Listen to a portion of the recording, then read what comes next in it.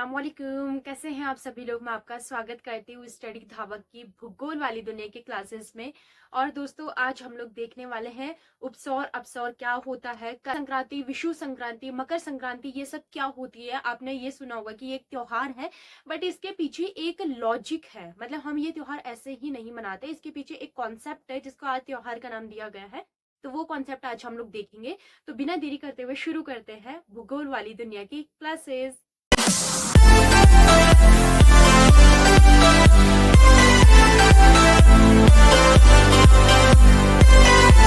तो दोस्तों, सबसे पहले आपको मैं कुछ चीजें बताती हूँ, बेसिक फैक्ट। आपको ये तो पता होगा कि हमारी पृथ्वी में कुछ हमने काल्पनिक रेखाएं खींची है। काल्पनिक का मतलब होता है कि वो हकीकत में नहीं है, असलियत में नहीं है, बस हमने अपनी सहूलियत के लिए, हमने अपने पढ़ाई के लिए, या फिर आप कह सकते हैं पृथ्वी की जानकारी के लिए, पृथ्वी के बारे में समझने के लिए कुछ रेखाएं पृथ्वी में खींची है। इसे हम टू टाइप्स में बांटते हैं। पहली होती है लैटिट्यूड, जो इस तरीके होती है, जो तिरछी रेखाएं होती हैं, उन्हें हम लोग कहते हैं अक्षांश रेखाएं। इन्हें हम कहते हैं अक्षांश रेखाएं। वहीं दूसरी होती है लॉन्गिट्यूड, जो लंबाई में होती है, इन्हें हम लोग कहते हैं देशांतर रेखाएं। इस तरीके की कुछ हमने पूरे पृथ्वी में रेखाएं खींची है, इन्हें कहते हैं देशांतर। आपने ग्लोब देखा होगा, तो ग्लोब में कुछ इस तरीके का दिखाई देता है पृथ्वी का स्ट्रक्चर, क्योंकि उसमें रेखाएं खींची हुई दिखाई देती है। अच्छा, इन रेखाओं का मतलब क्या है और ने ये रेखाएं क्यों खींची है।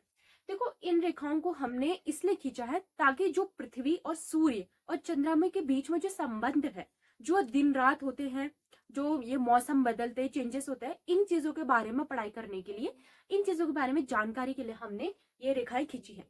तो सबसे पहले समझते हैं कि आखिर इन रेखाओं से हमें कैसे पता चलता है कि कब दिन होगा, कब रात होगा, और किस तरीके से हम मौसम का पता लगाते हैं। तो जरा समझने की कोशिश कीजिएगा। हमारी पृथ्वी पर फिलहाल ये रेखाएं तो है, लेकिन हम इन रेखाओं में से तीन इंपॉर्टेंट अक्षांश रेखाएं हैं जिनका हम लोग पढ़ाई करते हैं, या जो बहुत ज्यादा इंपॉर्टेंट है। उन तीन रेखाओं के नाम है, सबसे ऊपर वाली होती है कर्क रेखा, फिर होती है भूमध्य रेखा। इसके तीन नाम है। भूमध्य रेखा को हम ग्रीनविच रेखा भी कहते हैं, भूमध्य रेखा भी कहते हैं, या 0 डिग्री रेखा भी कहते हैं। और तीसरी होती है हमारी मकर रेखा। ये नाम तो आपने सुने होंगे, कर्क रेखा, भूमध्य रेखा और मकर रेखा।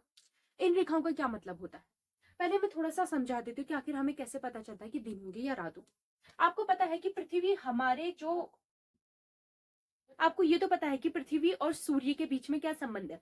पृथ्वी सूर्य से तीसरा ग्रह कहलाता है। सूर्य से जो भी किरणें आती है वो पृथ्वी तक पहुंचती है। लेकिन हमारी पृथ्वी ना पूरी तरीके से गोल नहीं है, और ना ही अपनी जगह में बिल्कुल सटीक है। पृथ्वी थोड़ी सी झुकी हुई है। मैंने आपको बताया था कि पृथ्वी 23.5 डिग्री अपने अक्ष में झुकी हुई है।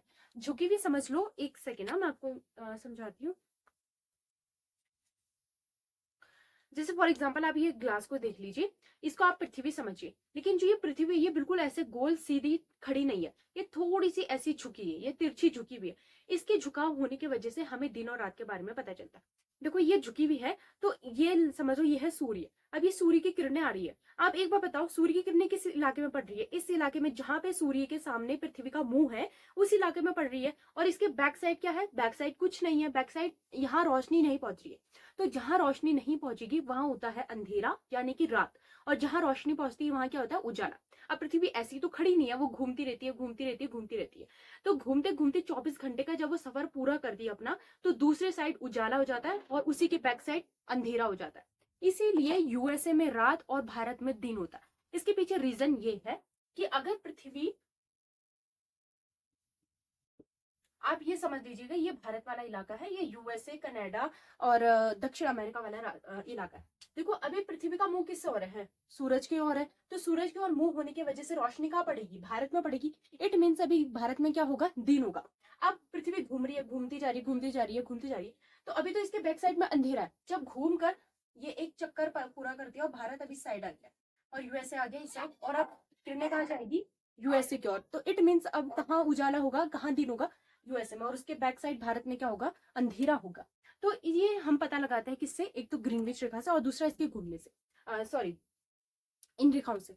अब देखो, इन रेखाओं से हमें क्या क्या चीज पता चलता है। जब सूर्य की रेखा कर्क रेखा में पड़ती है, जब सूर्य की रेखाएं, सूर्य की रोशनी कर्क रेखा में पड़ती है ना, तो इससे उत्तर भारत में गर्मी का मौसम शुरू होता है। इससे हमें मौसम की शुरुआत कैसे पता चलता है, मैंने आपको बताया था अभी कि पृथ्वी जो है थोड़ी सी 23.5 डिग्री में घूमी है। मैं आपको एक पूरा स्ट्रक्चर बनाती हूँ, फिर आपको अच्छे से समझ आएगा। अब देखिए हम इसी स्ट्रक्चर से आपको थोड़ा समझाने की कोशिश करते हैं। देखिए ये सूर्य है, जब सूर्य की किरणें, जब पृथ्वी सूर्य के इस इलाके में होती है यानी कि थोड़ा ऊपर होती है, जब पृथ्वी सूर्य के ऊपर होती है तो यहाँ से जो रेखाएं पड़ती है सीधे इसके ऊपर वाली रेखाओं में पड़ती है, समझ रहे हैं आप। तो जब सूर्य है, समझ लीजिए ये ऐसे समझिए, ये है पृथ्वी, यह है सूर्य। जब पृथ्वी और सूर्य कुछ इस तरीके से होते हैं तो इसकी रेखा सीधे पड़ती है, यहाँ ऊपर वाले इलाकों में पड़ती है, नीचे वाले में उतनी रेखाएं नहीं पड़ती है, मतलब उतनी ज्यादा रोशनी नहीं होती है, ऊपर वाले में इसकी जो है रेखाएं पड़ती, किरणें पड़ती। तो जब यहाँ ना ऊपर किरणें पड़ती है ना, तो इस टाइम में उत्तर भारत में, क्योंकि ये वाली रेखा कहाँ है, ये वाली रेखा उत्तर भारत में। अच्छा मैंने आपको बताया नहीं कि कर्क रेखा 23.5 डिग्री उत्तर में है, ठीक है, कर्क रेखा 23.5 डिग्री उत्तर में है। तो अभी किस में पड़ रही है, कर्क रेखा में, कर्क रेखा में रोशनी पड़ रही है। इट मीन्स अभी उत्तर भारत में गर्मी का मौसम शुरू होता है। आपको पता ही है ना, मार्च अप्रैल मई वाले इलाकों में ज्यादातर, मार्च अप्रैल मई वाले महीनों में हमारे वहां क्या होती है, गर्मी होती है। तो क्योंकि सूर्य की रेखा सीधे कहाँ पड़ती है, कर्क रेखा में पड़ती है।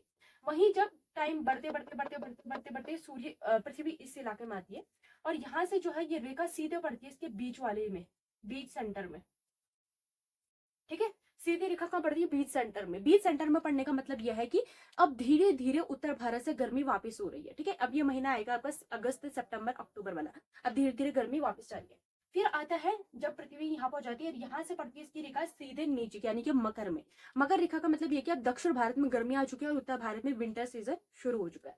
उसी तरीके से अब ये घूमते घूमते यहाँ पहुंच गया है। इट मीन्स कि अब यहाँ पर भी रेखा पड़ेगी सीधे मध्य वाले इलाके में। मध्य वाले इलाके में मतलब कि अब दक्षिण भारत से विंटर धीरे धीरे जा रहा है, उत्तर भारत में अब गर्मियां आएगी, क्योंकि अब यहाँ से भी यहाँ आएगा तो गर्मियां आ जाएगी।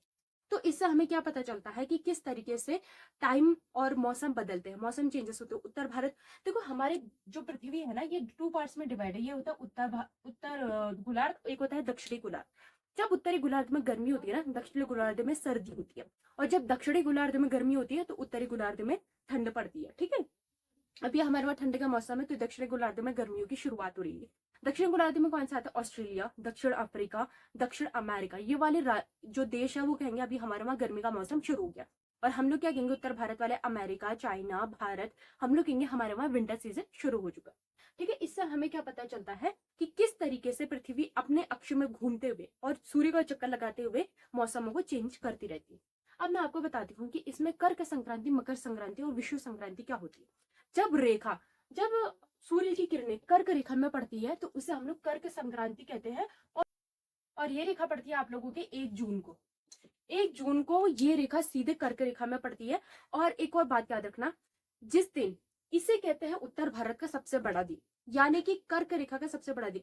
जो भी देश कर्क रेखा के तरफ आएंगे, जिस भी देशों में कर्क रेखा होगी, उस दिन सूरज नहीं डूबता है, ये बात याद रखिएगा। जब सूर्य की रेखा कर्क में पड़ती है उस दिन सूरज नहीं डूबता है। अगर आप ठीक कर्क रेखा वाले इलाके में रहते हैं तो आप देखिएगा दिन के समय में आपकी परछाई नहीं पड़ेगी। वो इसलिए नहीं पड़ती क्योंकि सूर्य सीधे हमारे सर के ऊपर होता है। परछाई तब बनती है जब तिरछा हो, तिरछे होने की वजह से परछाई बनती है, लेकिन सूर्य हमारे ठीक सर के ऊपर होता है, इसी वजह से हमारी परछाई नहीं बनती। इसलिए इसे उत्तर भारत का सबसे बड़ा दिन कहते हैं 1 जून को। 1 जून को जो है कर्क रेखा पर सूर्य की सीधी किरणें पड़ती है, जिसके वजह से रात नहीं होती, यानी कि सूर्य की रोशनी आप देखिएगा, ये ज्यादातर राजस्थान, गुजरात और छत्तीसगढ़ वाले इलाकों में देखिएगा, रात के समय में ना 7, 8, 8, 9 बजे तक कभी सूरज नहीं ढलता है। 8, 9 बजे तक कभी हल्की हल्की रोशनी उसकी रहती है, सूरज बहुत जल्दी नहीं ढलता है, ठीक है। 23 तारीख को उसी का उल्टा ये 23.5 डिग्री में है हमारी मकर रेखा। 23.5 डिग्री में क्या पड़ती है, मकर रेखा। अच्छा ठीक है। तो कर्क संक्रांति आप कब मनाते हैं, 1 जून को मनाते हैं। क्यों मनाते हैं समझ गए ना आप, इसलिए मनाते हैं क्योंकि इस दिन सूर्य की रेखा कर्क रेखा पर बिल्कुल सीधी पड़ती है और ये उत्तर भारत का सबसे बड़ा दिन कहलाता है। अब बात करते हैं 23.5 डिग्री मकर रेखा। मकर रेखा उसी तरह जैसे उत्तर में 23.5 डिग्री में कर्क है, उसी तरह 23.5 डिग्री दक्षिण में मकर रेखा। तो इसकी रेखा कब पड़ती है, सॉरी मैंने 1 जून कर दिया, ये 21 जून है, 21 जून, मेरा थोड़ा ध्यान से हट गया था। तो कर्क संक्रांति 21 जून को होती है, ठीक है। अब उसी तरह जो मकर संक्रांति है, मकर संक्रांति होती है आपकी 21 की, अगली डेट ले लीजिए 22, लेकिन जून नहीं, दिसंबर। 22 दिसंबर को होती है मकर संक्रांति। 22 दिसंबर के दिन सूरज डायरेक्टली कहाँ चमकता है, मकर रेखा पर। और इस टाइम पर कौन सा सीजन चल रहा है, उत्तर भारत में विंटर है तो दक्षिण भारत में सॉरी उत्तर गोलार्ध में विंटर है तो दक्षिण गोलार्ध में कौन सा समय चल रहा है, समर का सीजन, ठीक है। इस टाइम में समर है, वहां पर गर्मियां है। तो 22 दिसंबर को यहाँ पे सूरज सीधा चमकता है। तो जो भी देश मकर रेखा में आते होंगे वहां पर को पूरी रात दिन रहता है, यानी कि वहां पर भी सूरज नहीं ढलता है। अब आता है, इतना समझ गए आप कर्क संक्रांति और मकर संक्रांति का मतलब क्या है। आखिर क्यों हम दिसंबर में मकर संक्रांति मनाते हैं और गर्मियों के मौसम में कर्क संक्रांति मनाते हैं। रीजन ये है कि कर्क रेखा उत्तर भारत की रेखा है और सूरज जो है गर्मियों के मौसम में सूरज इस टाइम पे उत्तर की तरफ को अधिक होता है, तो सूरज की जो रोशनी है उत्तरी गोलार्ध में अधिक पड़ने की वजह से इस टाइम पर कर्क संक्रांति होती है। जब पृथ्वी घूमती रहती है और सूरज जो है दक्षिण की तरफ हो जाता है, तो इसके बाद जो रेखा है ये मकर रेखा में पड़ती है और मकर संक्रांति मनाई जाती है। ठीक है, तो आपको ये 2 डेट याद रखनी, 21 जून और 22 दिसंबर। 21 जून 22 दिसंबर। ठीक है, कर्क रेखा मकर रेखा क्या होती है आप समझिए। 23.5 डिग्री उत्तर में कर्क रेखा होती है, 23.5 डिग्री दक्षिण में मकर रेखा होती है। अगर उत्तर भारत में सूर्य की रेखा सीधी पड़ती है कर्क रेखा में 21 जून को, तो उत्तर भारत में गर्मियों का मौसम, दक्षिण में ठंडी का। ठीक है, बस आपको तो इतना, उत्तर भारत के हम लोग ज्यादातर है तो हमें तो पता ही है कि गर्मियों का मौसम कब आता है, तो बस उसका उल्टा कर देना कि दक्षिण भारत में कौन सा मौसम होगा। अभी ठंड है तो दक्षिण में कौन सा होगा, गर्मी का मौसम, दक्षिणी गोलार्ध में गर्मी का मौसम होगा। ठीक है, तो यहाँ पे मैं करती हूँ क्लास एंड। कल हम देखेंगे कि यहाँ पर और यहाँ पर जब पृथ्वी पहुंचती है तो तब क्या होता है, जब विषुवत रेखा पर डायरेक्ट सन की रेज पड़ती है उस टाइम में क्या होता है। तो यहाँ पे करती हूँ मैं अपने क्लास का एंड। उम्मीद करती हूँ आपको क्लासेस पसंद आई होगी। अगर आपको ऐसी क्लासेस पसंद आ रही है तो जल्दी से बेल आइकन और सब्सक्राइब का बटन दबा दीजिए। और हमें सब्सक्राइब करने के साथ साथ मैंने टेलीग्राम लिंक भी दे दिया है, आप टेलीग्राम लिंक को भी ज्वाइन कर लीजिए। टेलीग्राम लिंक में जाकर टेलीग्राम चैनल को भी ज्वाइन कर लीजिए, वहां आपको सारी वीडियोज के अपडेट मिलते रहेंगे।